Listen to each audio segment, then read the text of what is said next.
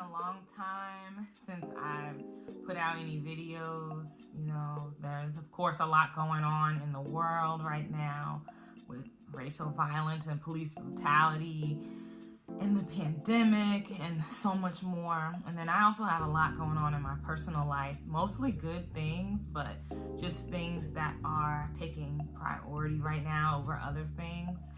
So I unfortunately haven't been able to put as much time into Schoolgirl Hustle and other things, but that is hopefully all about to change. Today's video is somewhat in response to all that is going on as far as racism, structural racism, institutional racism, racial violence, and everything that we're seeing in this moment and that we've been seeing unfold in the world around us and things that we've even lived through ourselves. I would like to talk about my experiences with structural racism in education as a student. I feel that me talking about these things and addressing them and reflecting on them will help those who are climbing the ladder in academia or trying to start new endeavors in school or just struggling where they're at in school or in the workforce or in the political world or in their art and their craft or whatever it is, because we as Black folk in general are just under attack. Structural racism and the way it manifests and those particular experiences are often very hard to identify, number one, and number two, they're often hard to get past as well. So I want to just reflect on some things I've been through that you can hopefully learn from, because I don't want y'all stopping in y'all's tracks with this racism, BS, and structural racism and microaggressions and other things that are meant to keep us from where we're going. The first experience I want to talk to y'all about happened to me in high school. I was in almost all honors classes, and in my English honors class, I was actually identified as a very bright student.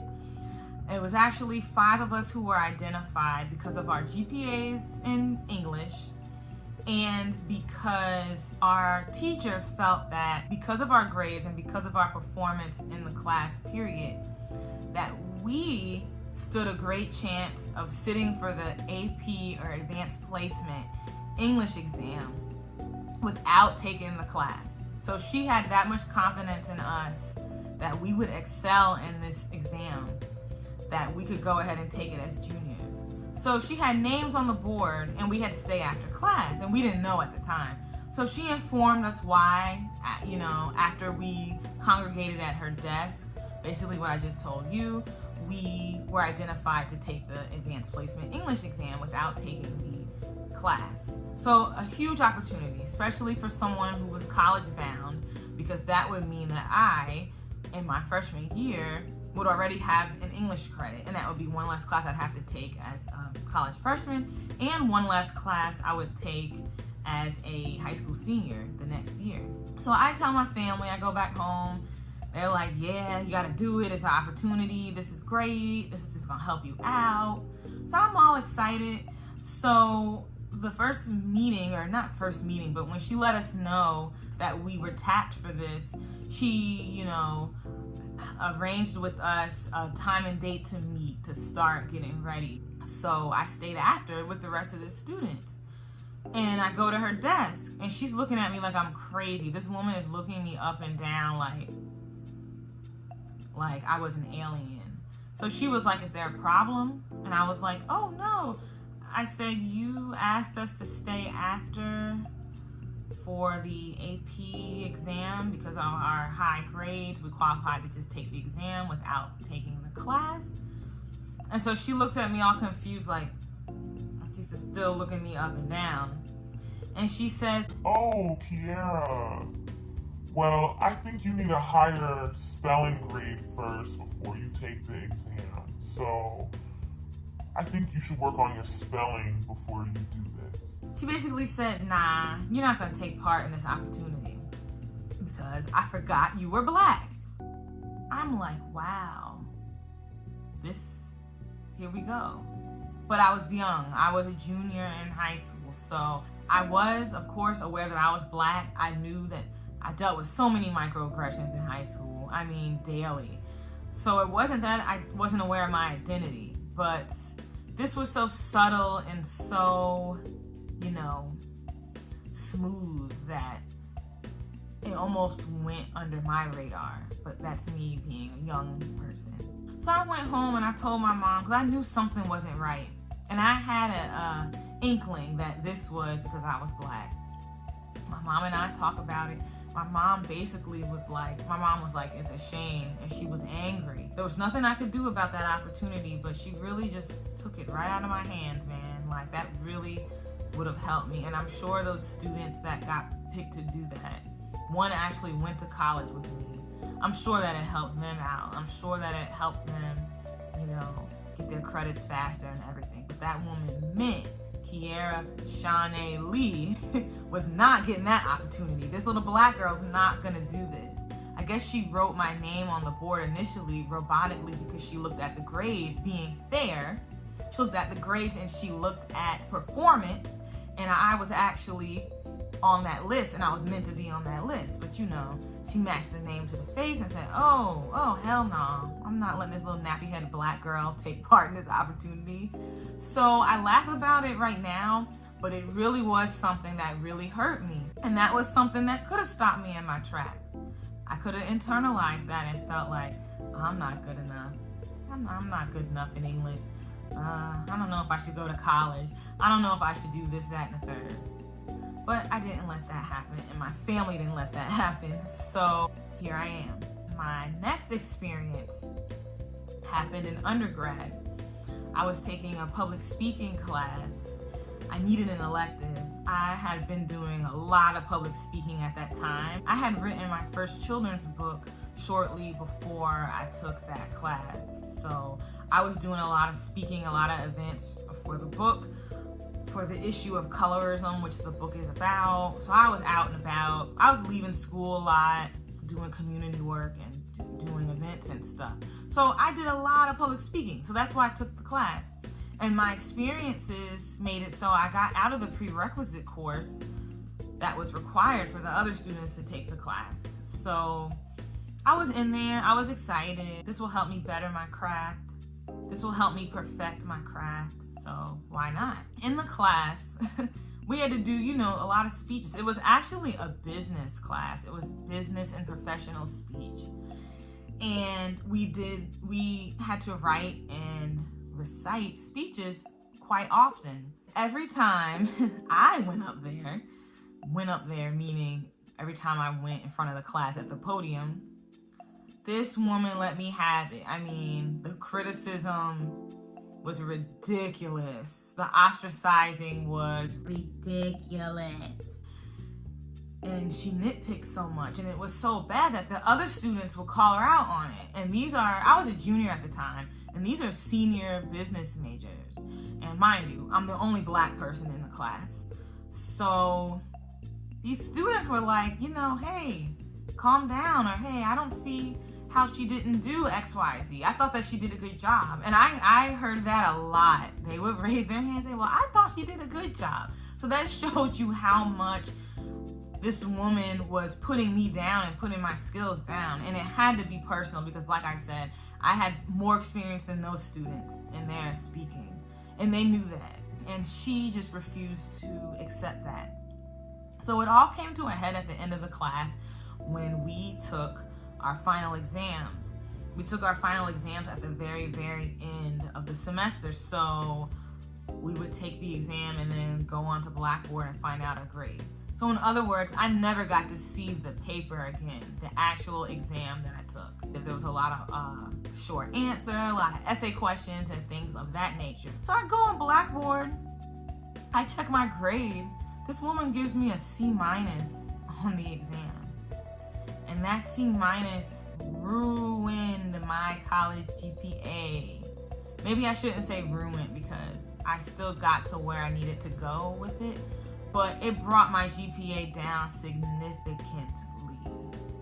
A C- in a public speaking class to a person that speaks publicly all the time. At that time I was all the time It was a huge blow to my ego. It was a huge blow to my self-esteem. But I had to really reassess. I had to get myself together. And I had to really just reflect and look at things. And I reflected on my experience in that class, the microaggressions that she served up to me constantly, and the ways my fellow students responded to said microaggressions. And I knew this woman just didn't like what she saw. Maybe I was too bright for her. Maybe my speaking skills were too good for a little black girl. Maybe she just didn't like that. And she tried to put a stop to me. That's what that was. And she meant she was. Because she knew I was never going to see that exam again. So she could give me any grade. It was short answer. There were essay questions. She could give me any grade that she wanted to. And that's what she did. And she had to do it within reason. So that's why it was a C-. She knew she couldn't give me a D or an F. She knew that would have been too obvious. But a C-, that works. My last experience I'll share really quickly was in graduate school. As a grad student, I went to an orientation before classes started for my school at the university. So, big universities have separate schools. So you may have like a school of engineering, a business school, a school of mathematics. So I was at an event for my particular school. And it was like a cookout outside, mix and mingle with students, mix and mingle with professors at the school. It was a great little outing. I mean, I enjoyed myself. I was meeting new people. I was eating. If you know me, I'm gonna eat. So I was throwing down a little barbecue or whatever. Having a little good old time. So as I was mingling with students and with professors, this older white woman comes up to me. And she starts a conversation, and she asked me, "Oh, where do you live?" Because I was new to the area. So from the conversation, she got that I was new to the area. I had just moved there for school, yada, yada, yada. So because of that conversation, she asked me where I was living.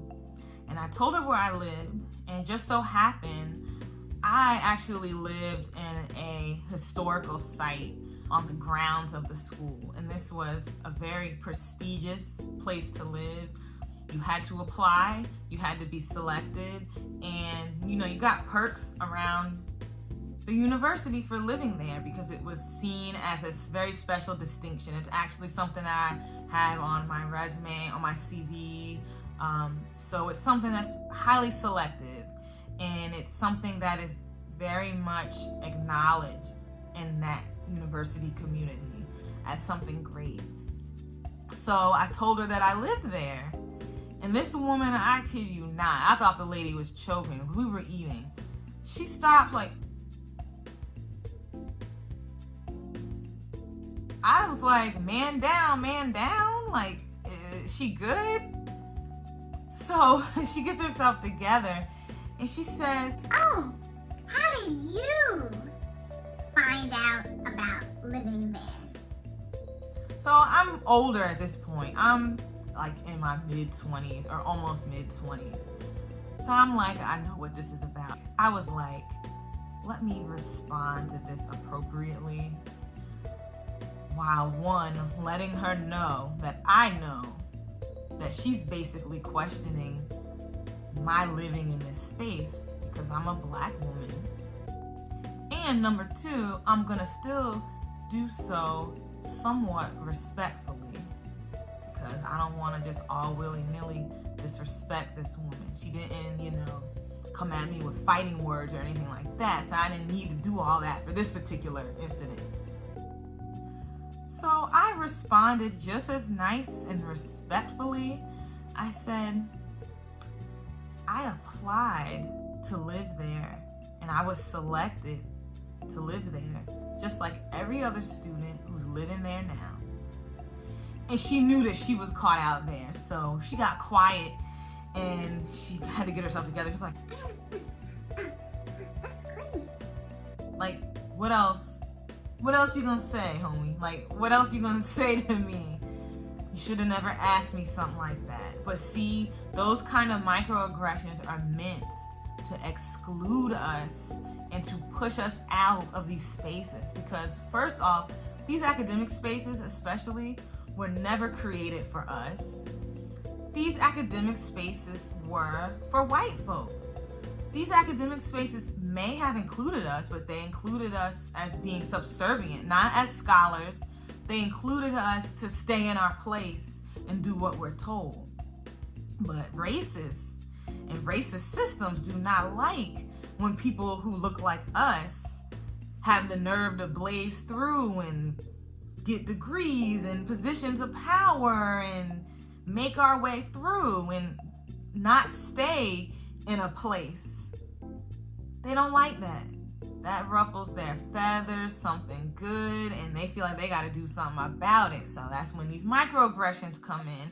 That's when people start doubting your abilities. That's when people start trying to make you internalize said doubt so that you take yourself out of the space. They don't even have to lift a finger because you're going to do it, because they're going to get to you and you're going to feel so bad and you're going to feel so lowly and you're going to feel so unqualified that you tell yourself, well, damn, I shouldn't even be here.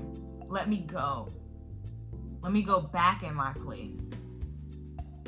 That's the psychology behind structural racism and institutional racism, because these spaces weren't built for us. So then when we step into a space that's not for us, it shakes things up, and people get shook up that don't like that, and they, God is their witness, they got to do something about it. So I wanted to reflect on these experiences because I want to let y'all know, whatever ladder you're trying to climb, whatever goal you're trying to attain, as Black folk, we're going to deal with this kind of stuff. It ain't going nowhere. There's changes being made. We're making strides and, we're slowly working to change the status quo. But big changes like that take a lot of time. And in the meantime, we're going to see stuff like this all the time. You got to be prepared, honey, because it's meant to knock you off your rocker. It's meant for you to look around and not even know what's going on after. It's meant for you to feel so small. It's meant for you to feel like, how dare I think that I could go up to this school, could be in this program and do this, and that. That's what they want you to think. Because they're so uncomfortable and so threatened by your very presence. Just by you being there. Just by you being there and breathing and being Black. That they gotta make you feel bad about it. They gotta switch it around and make you feel like the person who's wrong. Knowing that it's them, because they're the ones who are racist and hold on to these racist ideologies.